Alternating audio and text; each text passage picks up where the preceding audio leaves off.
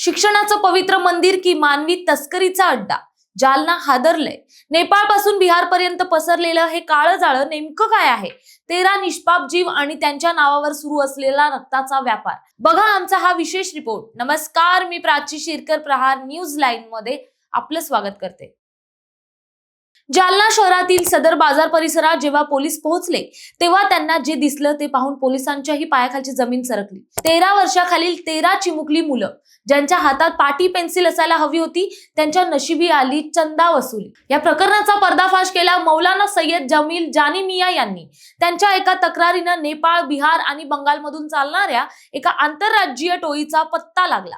गरिबीचा फायदा घ्यायचा, पालकांना शिक्षणाचं स्वप्न दाखवायचं आणि मग या मुलांना हजारो किलोमीटर लांब महाराष्ट्रात आणायचं. पण इथे आल्यावर त्यांना शिक्षण नाही तर वसुलीच्या कामाला लावलं जायचं. संस्थेच्या नावावर चंदा गोळा करायचा आणि चिमुकल्यांच्या आयुष्याचा बाजार मांडायचा हा या रॅकेटचा मुख्य उद्देश असल्याचा संशय पोलिसांनी व्यक्त केलाय. शिक्षक अब्दुल रऊफ अन्सारी याला बेड्या ठोकल्या आहेत, पण हा तर फक्त हिमनगाचा एक टोक आहे. नेपाळ सारख्या शेजारील राष्ट्रातून ही मुलं महाराष्ट्राच्या सीमेपर्यंत कशी पोहोचली? यात कोणत्या ट्रॅव्हल एजन्सी सामील आहेत का? आणि यामागे एखादं मोठं संघटित गुन्हेगारी रॅकेट तर नाही ना?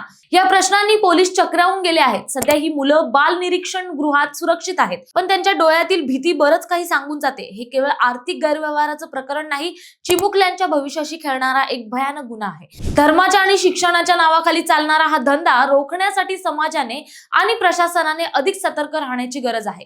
पोलीस तपासात जसे जसे धागेदोरे उलगडत जातील तसे अनेक मोठे चेहरे समोर येण्याची शक्यता आहे. चिमुकल्यांचे अश्रू आणि वसुलीचा हा बाजार पाहून आता तरी डोळे उघडणार का, असा प्रश्न निर्माण झालाय. जालन्यातील हे प्रकरण केवळ एका शहरापुरतं मर्यादित नाही, तर हे एका मोठ्या आंतरराष्ट्रीय साखळीचं लक्षण असू शकतं. तेव्हा नांगी आताच ठेचायला हवी यात शंका नाही. तुम्हाला काय वाटतं हे आम्हाला कमेंट करून नक्कीच कळवा आणि अशाच माहितीपूर्ण व्हिडिओ पाहण्यासाठी प्रहार न्यूज लाईनला आत्ताच फॉलो करा. धन्यवाद.